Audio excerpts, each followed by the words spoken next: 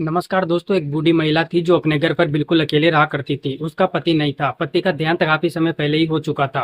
और जो बूढ़ी महिला थी उसकी अभी सारी इच्छाएं बाकी थी, अभी ढंग से पूरा नहीं हो सका था। और वह उन्हीं इच्छाओं को पूरा करने के लिए हमेशा एक नए लड़के की तलाश में लगी रहती थी। वह प्रतिदिन अपने भेड़ बकरियों को लेकर जंगल जाती थी, और जब भी वह जंगल में बकरियों को लेकर चराने के लिए लेकर जाती है तो उसकी मुलाकात एक नौजवान लड़के से जो है हो जाती है। जो लड़का था वो प्रतिदिन उस बूढ़ी महिला के साथ मिलता जुलता है और उससे बातें करता है। फिर इसी प्रकार से एक दिन की बात है, जो बूढ़ी महिला थी उस लड़के को रात के समय अपने घर पर बुला लेती है। और जब लड़का रात में उसके घर पर आता है तो दोनों एक दूसरे से मिलते जुलते हैं, बातें करते हैं। उसी दौरान दोस्तों, जो एक बूढ़ी महिला थी उसके साथ कुछ ऐसी अनहोनी घटना घट जाती है जिसके बारे में यदि आप जानेंगे तो आपके भी होश उड़ जाएंगे। तो दोस्तों, एक छोटा सा गांव होता है। उस गांव में एक 65 साल की बूढ़ी महिला अकेले ही अपने घर में रहा करती थी। उस उस बूढ़ी महिला का नाम था गायत्री। गायत्री का पति नहीं था। पति का देहांत काफी समय पहले ही हो चुका था। और गायत्री अपना घर चलाने के लिए 10-12 भेड़ बकरियों को पाल रखी थी।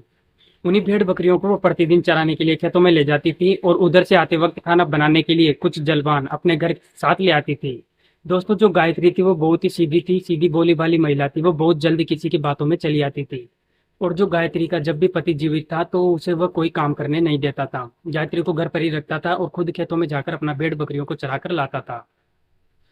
लेकिन दोस्तों, पति के गुजर जाने के बाद जो गायत्री थी अपना पेट भरने के लिए रोज जाती है अपने भेड़ बकरियों को लेकर जंगल की ओर चराने के लिए। दोस्तों, गायत्री का कोई अपना बेटा बहू नहीं थे। एक बेटी थी जिसकी शादी वह काफी समय पहले हो चुकी थी। जब उसका पति जीवित था तो जो उसकी बेटी थी वह अपने ससुराल में पति के साथ हंसी खुशी से रह रही थी। कभी कभार गायत्री से मिलने के लिए उसके घर पर आती थी, वरना नहीं आती थी। और जो गायत्री जो थी वो काफी समय में भेड़ बकरियों को बेचकर जो है पैसा जमा करके रखी हुई थी। तो दोस्तों, इसी तरह से एक दिन की बात है, जो गायत्री थी वो सुबह सुबह ही अपना नाश्ता पानी करके भेड़ बकरियों को लेकर खेत में चराने के लिए गई हुई थी। उसी दौरान जो है उसकी मुलाकात एक नौजवान से हो जाती है। जो नौजवान था उसका नाम था संतोष। संतोष दिल्ली की एक प्राइवेट कंपनी में सिलाई करने का काम करता था। वह हाल ही में फिलहाल अपने घर से कंपनी से छुट्टी लेकर गांव में घूमने के लिए आया हुआ था। और संतोष गायत्री के गांव में बगल में रहने वाला था। और गायत्री प्रतिदिन अपनी भेड़ बकरियों को लेकर जंगल की ओर चली जाती है चराने के लिए। गायत्री को जब भी वह लड़का देखता था तो उसकी ओर वो एक तरफ देखता ही रह जाता था। और गायत्री भी उस लड़के को बहुत ही चाव से देखती थी और उससे बातें करने की कोशिश करती है, क्योंकि गायत्री का पति का देहांत तो काफी समय पहले ही हो चुका था, जिस वजह से गायत्री की जो है अभी इच्छाएं पूरी नहीं हो सकी थी।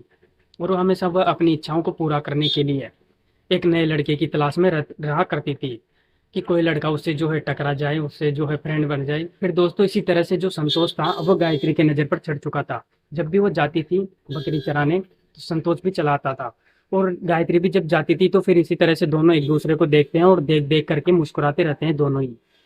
फिर दोस्तों, एक दिन की बात है, इसी प्रकार से जो गायत्री थी वो अपने भेड़ बकरियों को चराने के लिए जंगल में गई हुई थी। तब तक संतोष उधर से चला आता है, और जब गायत्री का नज़र संतोष पर पड़ता है तो वह संतोष को अपने पास बुलाती है। और जब संतोष गायत्री के पास आता है तो वो कहती है कि तुम कौन हो और प्रतिदिन जंगल में क्या करने के लिए आते हो। तो जो संतोष था वो गायत्री को बताता है कि देखो, मैं एक बगल के गांव में रहने वाला हूँ, और मैं दिल्ली में काम करता हूँ। अपने बारे में सारा परिचय देता है। और फिर कहता है कि मैं तुम्हें ही देखने के लिए आता हूँ, क्योंकि तुम इतनी उम्र की हो चुकी हो लेकिन अभी भी बहुत ही खूबसूरत और नौजवान दिखती हो। तुम्हारी खूबसूरती का राज क्या है। तो जो गायत्री थी वो बताती है अपने बारे में। वह भी अपना परिचय देती है कि मैं काफी समय पहले ही जो है विधवा हो चुकी हूँ, लेकिन जो मेरी इच्छाएं थी अभी बाकी थी, जो ढंग से मेरे पति के द्वारा पूरा नहीं हो सका था। और मैं उन्हीं इच्छाओं को पूरा करने के लिए अक्सर जंगल की ओर आती हूँ, कि शायद कोई नौजवान लड़का मुझसे टकरा जाए, और तुम मुझसे टकरा चुके हो, इसलिए मैं तुमसे दोस्ती करना चाहती हूँ। इसके बाद जो संतोष था वह भी गायत्री से दोस्ती करने के लिए राजी हो जाता है। फिर दोनों के बीच अच्छी दोस्ती हो जाती है। धीरे धीरे रोज आने जाने के क्रम में उनके बीच जो है प्रेम हो जाता है। दोस्तों, प्रेम इतना हो जाता है कि दोनों की नजदीकियां काफी बढ़ जाती है। और दोस्तों उसके बाद जो गायत्री थी वो उसकी संतोष से अच्छी हेलमेल हो जाती है, और वह रोज सुबह शाम अच्छी तरह से सज सवर कर तैयार होकर जाती थी भेड़ बकरियों को चराने के लिए। और संतोष से खूब बातें करती थी। घंटों वे लोग जंगल में अपना समय बिताते थे, मिलते थे, जुलते थे। दोस्तों, गायत्री थी जो अब इच्छाएं थी वह धीरे धीरे संतोष से पूरी होने लगी थी। संतोष भी गायत्री को पाकर बहुत खुश हो चुकी थी, क्योंकि कोई काम गायत्री को बताना नहीं पड़ता था, क्योंकि वो काफी एक्सपीरियंस था गायत्री को, और गायत्री को वो समझ जाती थी। संतोष के इशारे को भी वो समझ जाती थी, और ठीक उसी प्रकार से उसका जो है दिल रख लेती है। दोस्तों इसी तरह से उन दोनों को मिलते जुलते चोरी छुपे जंगल में 6-7 महीने का समय बीत जाता है। उनके बारे में किसी को गांव वाले को भनक तक नहीं लगता है। लेकिन जो गांव के लोग थे वो प्रतिदिन गायत्री को जंगल में आते जाते देखते थे। जो गायत्री थी वो पहले से ज्यादा खूबसूरत दिख रही थी और प्रतिदिन वो नौजवान होती जा रही थी। तो दोस्तों गांव वाले भी अब धीरे धीरे गायत्री का पीछा करने लगे थे। गायत्री इधर सुबह में जाती थी अपना भेड़ बकरियों को लेकर, और जब शाम को तो खाना पकाने के लिए माथे पर कुछ जो है थोड़ा जलावन डंडियां लेकर आती थी अपने साथ रात रात को खाना पकाने के लिए। दोस्तों एक दिन की बात है, जो गायत्री थी वह जंगल में गई हुई थी अपनी बकरियों को लेकर चराने के लिए। लेकिन उसी दिन संतोष जो था वह नहीं आता है, जिसके कारण गायत्री मन काफी ज्यादा व्याकुल हो जाता है और वह सोचने लगता है कि आज संतोष उससे मिलने के लिए क्यों नहीं आया है। तो दोस्तों वह काफी उदास हो जाती है और खेत के एक मेड़ पर जाकर चुपचाप बैठ जाती है। जब तक दोस्तों जो संतोष था वो चला आता है, और जब चला आता है तो गायत्री थी वो संतोष को देखकर बहुत खुश हो जाती है और कहने लगती है कि तुम अभी क्यों आ रहे हो, मैं तुम्हारा कब से इंतजार कर रही हूँ। मेरा तो मन काफी बेचैन था और मैं सोच रही थी कि आज तुम क्यों नहीं मिलने के लिए आए हो, कहीं तुम बीमार तो नहीं पड़ चुके हो। यही सब बातें सोच रही थी तो संतोष कहता है कि दरअसल मेरे घर पर कुछ मेहमान आए हुए थे जिनका खातिरदारी करते हुए मेरा समय बीत गया और मैं तुम्हारे पास समय से नहीं आ सका। तो जो गायत्री थी वह कहती है कि अब तो शाम होने को है और अंधेरा भी होने लगा है। यदि हम लोग आपस में मेलजोल करेंगे तो काफी रात हो जाएगा। बकरियों को घर ले जाना है, इसलिए तुम एक काम करो, आज रात मेरे घर पर ही चले आओ। फिर हम दोनों बैठकर जो है एक दूसरे के साथ घंटे बातों जो है बातचीत करेंगे और जो अपना अरमान है वो सब पूरा करेंगे। उसके बाद दोस्तों जो संतोष था वो उस गायत्री की बातें अच्छी लगती है तो वो राजी हो जाता है गायत्री के घर पर आने के लिए। फिर जो गायत्री थी वो थोड़ा बहुत जलवन लेकर अपने भेड़ बकरियों को लेकर घर पर चली आती है।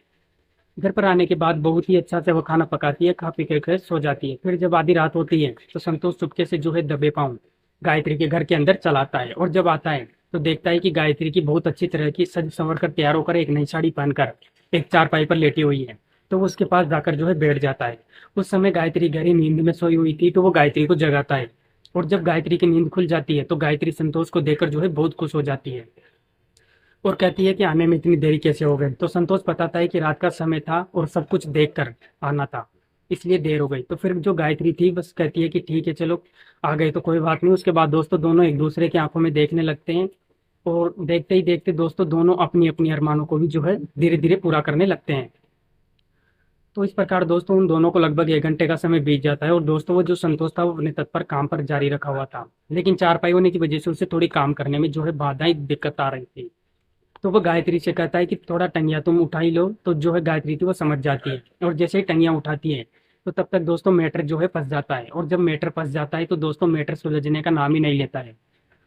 उसके बाद लगभग 4 घंटे तक दोनों कोशिश करते हैं कि मैटर सुलझ जाए, लेकिन दोस्तों सुलझता नहीं है। अब वह हार तक कर जो गायत्री थी कहती है कि संतोष जल्दी से मैटर सुलझ जाओ, वरना हम मुझसे जो है सहन नहीं होगा। तो संतोष कहता है कि अब मैं क्या करूं, तुम ही तो मुझे अपने घर पर बुलाई थी, अब मैटर फंस गया है तो भला मैं इसमें क्या कर सकता हूँ। फिर दोस्तों इसी तरह से काफी समय बीत जाता है, और जब मैटर नहीं सुलझता तो अचानक से गायत्री के मुंह से जो है आवाज निकल जाती है। जो आवाज काफी दूर तक जाता है, और जो गायत्री के आसपास में रहने वाले लोग थे सभी के घर तक पहुंच जाता है। तो जो सभी लोग सोचते हैं कि गायत्री के घर में चोर रुका है। तो दोस्तों जो लोग गायत्री के घर पर आ धमकते हैं, और जब आते हैं तो वे लोग संतोष और गायत्री को अपना मनोरंजन करते हुए देख लेते हैं और सारा मैटर समझ जाते हैं। फिर दोस्तों जो गांव वाले थे वे लोग आपस में राय विचार करते हैं कि गायत्री इस उम्र में भी लड़के के साथ ये सब काम कर रही है, अच्छा नहीं होगा। यदि हम लोग मारेंगे पीटेंगे, कोई थाने जाकर एफआईआर करेगा, मैटर तो और फंस जाएगा। तो जो उस गांव का मुखिया था वो गांव वालों को समझाता है कि देखो मैं एक डॉक्टर को बुलाता हूँ, शायद डॉक्टर ही इन दोनों को बचा सके। फिर दोस्तों वो एक डॉक्टर को बुलाता है। डॉक्टर आने के बाद दोस्तों जो गायत्री थी उसको एक इंजेक्शन लगाता है, और जब जाकर दोस्तों मैटर सुलझ जाता है। उन दोनों का चैन से सांस लेते हैं, वो अपने सामने गांव वालों को देखते हैं तो काफी शर्मिंदा हो जाते हैं, और वो दोस्तों दोनों गांव वालों के पैर पर गिरकर माफी मांगने लगते हैं, गिड़गिड़ाने लगते हैं। जो गायत्री थी वह गांव वालों से कहती है कि मुझसे बहुत बड़ी गलती हो गई है, और वह जो है अपना सारा कारण बताती है कि पति का देहांत जो है काफी समय पहले हो चुका था, वो काफी समय पहले गुजर चुके थे। इसी वजह से मेरी सारी इच्छाएं भी बाकी थी जो संतोष से मैं पूरी नहीं कर पा रही थी, लेकिन मुझे क्या पता था कि मैटर यहाँ तक पहुंच जाएगा। फिर जो गांव का मुखिया था वो गायत्री को माफ कर देता है और आइंदा ऐसी गलती ना करने का हिदायत देता है, और जो संतोष था वह तुरंत वहां से भागकर अपने घर पर चला जाता है। दोस्तों इस कहानी को सुनाने का मेरा उद्देश्य किसी की भावनाओं को ठेस पहुंचाना नहीं था, बल्कि आप लोगों को सतर्क और जागरूक करना था। मिलते हैं किसी ऐसी वीडियो के साथ, तब तक के लिए दोस्तों जय हिंद, वंदे मातरम।